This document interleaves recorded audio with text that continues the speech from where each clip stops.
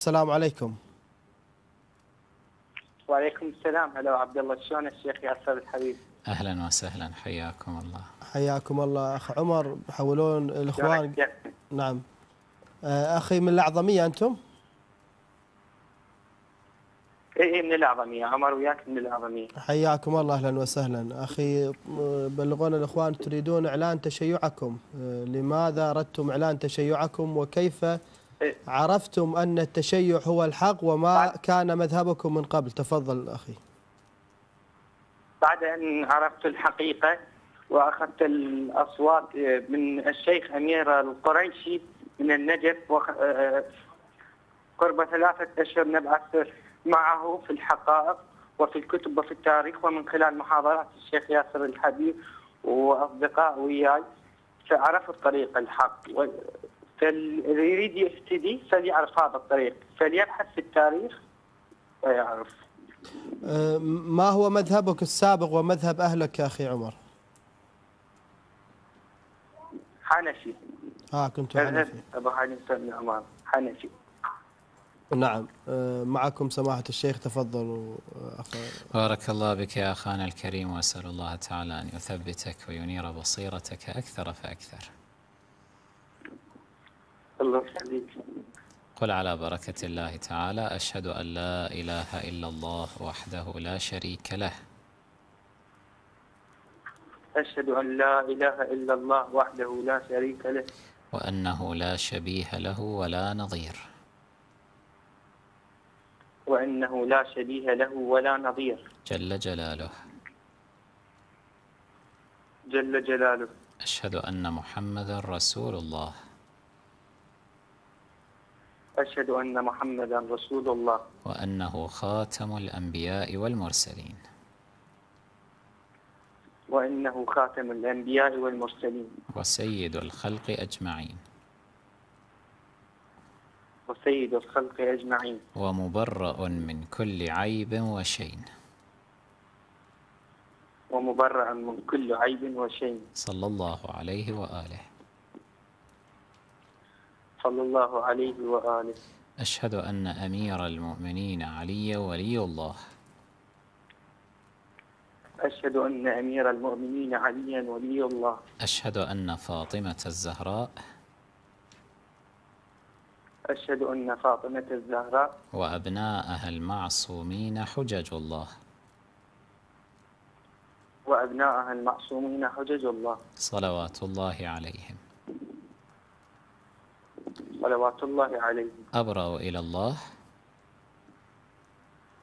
أبرأ إلى الله. من أبي بكر وعمر وعثمان. من أبي بكر وعمر وعثمان وعائشة وحفصة. وسائر أعداء أهل بيت رسول الله.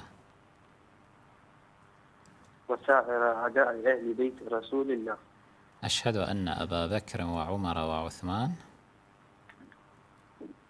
أشهد أن أبا بكر وعمر وعثمان وعائشة وحفصة في النار. صلوا على محمد وآله الأطهار. اللهم صل على محمد وآل محمد وعجل فرجهم والعن أعداءهم. ثبتك الله على الإيمان والهدى ورزقك الجنة بشفاعة محمد وآله الأطهار عليهم الصلاة والسلام. بارك الله يحفظكم إن شاء الله. ولا تغير اسمك. إن شاء الله. لا تغير اسمك، مو يضحكون عليك بقية الشيعة يقولون لك غير اسمك، هذا مو خوش اسم. لا، ثبت اسمك لسببين.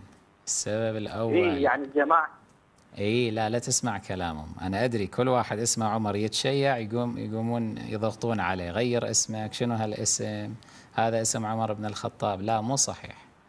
أولا لأنه عمر بن الخطاب ليس هو العمر الوحيد في الدنيا. شنو هو؟ بس هو ملك الاسم عنده براءة اختراع. مثلا الاسم اكو 1000 واحد غيره اسمه عمر، او ناس صالحين هم زمان النبي صلى الله عليه وآله. عمر بن ابي سلمة مثلا، اللي هو ابن ام سلمة ام المؤمنين، رجل صالح مؤمن متقي من اصحاب رسول الله، اصحاب امير المؤمنين، جاهد مع امير المؤمنين ضد عائشة. انت قول انا افتخر انا اسمي عمر على اسم ذاك عمر بن ابي سلمة مثلا. السبب الثاني وهو جدا مهم، أنه في هذا الزمان إذا أنت تثبت اسمك هذا فإذا تروح يعني في المجتمعات وكذا يسألوك أنت شنو مذهبك، تقول شيعي، يستغربون ليش واحد اسمه عمر وشيعي، فيسألوك. هو من يسألوك يصير أكو فرصة لكي تبين لهم العقائد، تبين لهم سبب رحلتك هذه من الظلمات إلى النور، فتكون خوش فرصة. أما إذا تبدل اسمك تسمي نفسك كاظم، تسمي نفسك ما أدري حسن، تسمي نفسك حسين، مع شرافة تلك الأسماء، لكن هذه الفرصة شنو؟ ما تتوفر. أنا مو فقط هذا، أنا حتى الذين يشيرون إسلامهم من الإنجليز اللي إجوا هنا أشروا إسلامهم، إذا تتذكرون هم قلت لهم لا تغيرون أسماءكم، لأن هاي ظاهرة موجودة.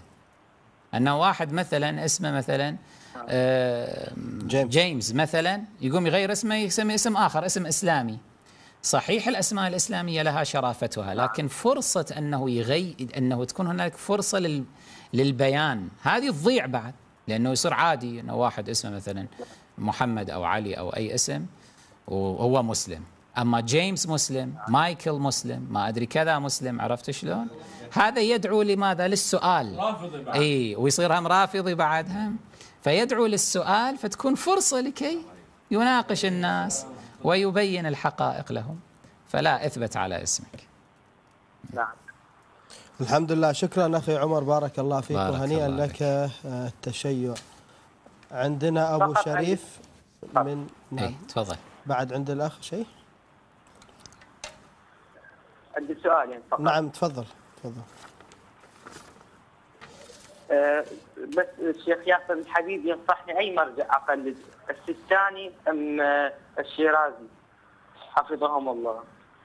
والسؤال الثاني، ما الفرق بين الشيعة والعلويين؟ يقولون أن العلويين عندهم الإمام علي سلام الله عليه أنه إله رب من الأرباب.